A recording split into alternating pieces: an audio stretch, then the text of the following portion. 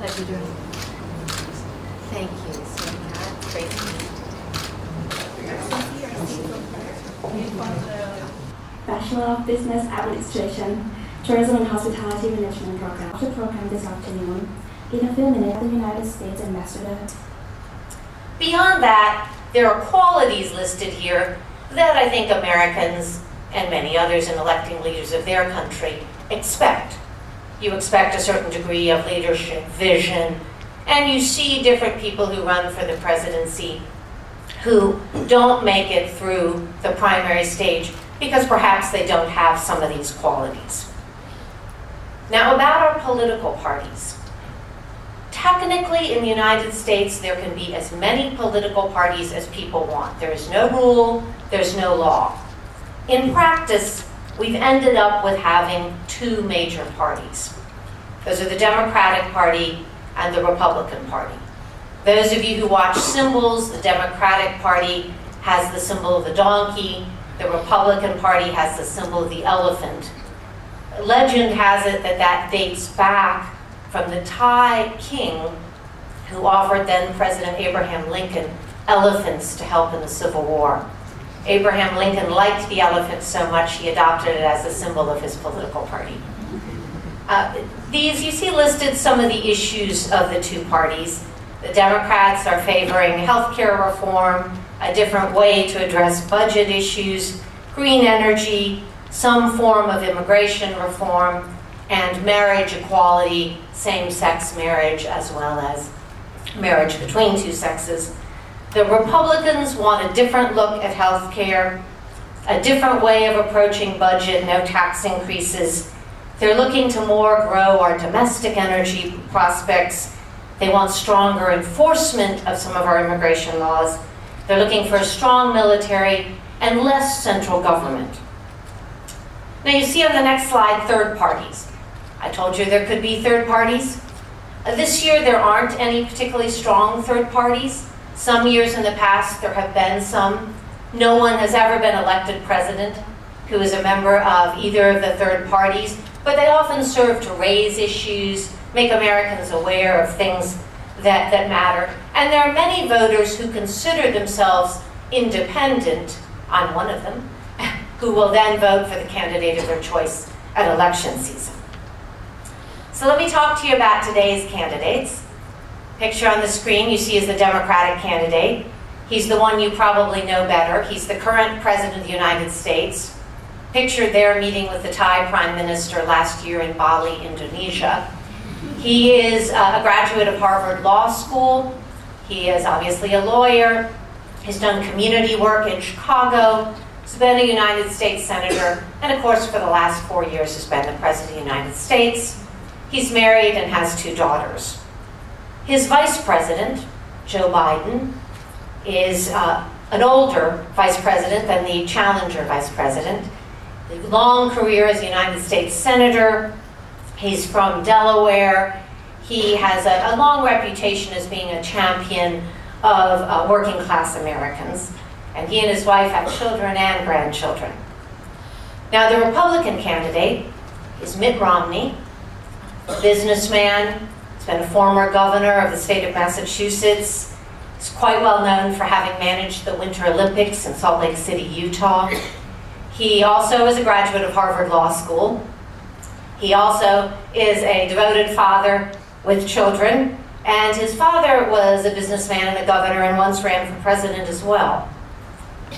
His running mate is a young congressman, Paul Ryan, from Wisconsin, well known also as a champion of working class, and he's also known in the United States for being a champion of balanced budget, stronger budget reforms. So he's kind of considered a rising political star, no matter what happens in the elections.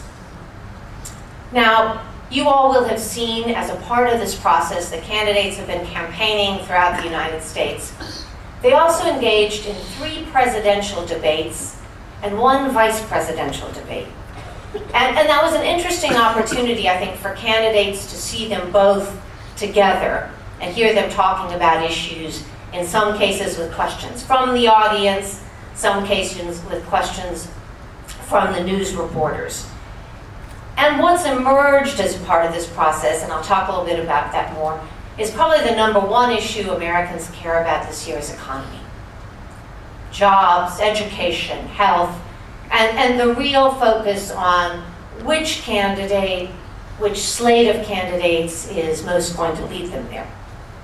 I should also point out that this year on Election Day, November 6th, in addition to electing a president and a vice president, we will be electing a third of the United States Senate, all of the United States House of Representatives, and about a third of our governors, as well as mayors, school board chiefs. So there is much more than just the presidential election.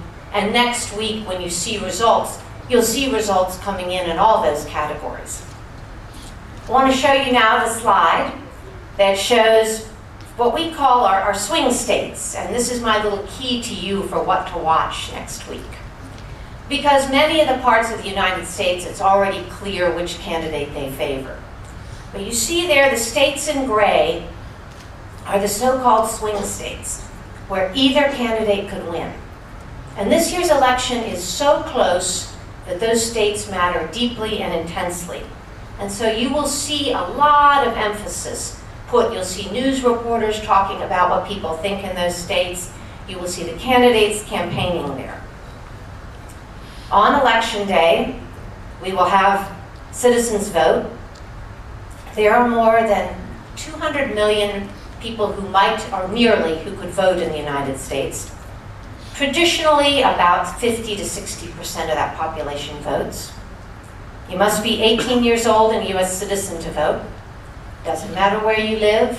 Many states you can vote early, some places you can vote online. Those of us living overseas can vote by what's called absentee ballot. And finally, a new president will take office at noon on January 21st, 2013. So the election is November. Then there's a period of time in which the current president stays the president regardless of whether he's reelected. And then at January 21st, a new president is elected. One of the pictures you see on your screen is a great tradition of ours, which is that the outgoing president is there and essentially turns power over to the incoming president. Now let me talk a little bit more about what makes this year's election special. First of all, American voters are different. Our nation is changing. Our voters are now 52% women, so the female vote is extremely important this year. And those of you who've seen any of the campaigning will see this year both of the president's wives, the presidential candidates' wives, Ann Romney and Michelle Obama, out campaigning. They're both articulate, attractive, very well liked, and they're out on the campaign trail talking about their husbands as people, as fathers, really giving people a sense of the candidate. And a lot of that is geared at the female vote, which is very important. Well, first of all, I'd like to thank you for taking your time to MUIC. I think the talk has been fairly informative.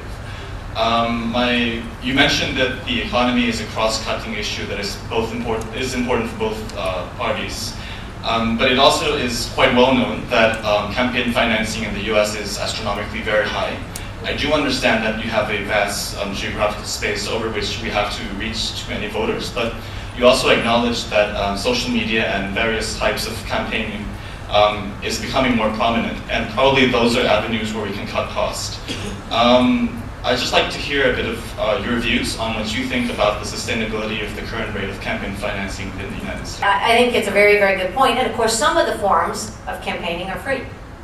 Twitter, Facebook, Instagram, you don't spend any money for. So I predict that what they will do after this election is they will look at how most people decided to vote. You know, what issues, how did they get their information? And that helps people assess for the future, where do you spend the money and how. But it's you raise a great point. A lot of money gets spent on the presidential campaign.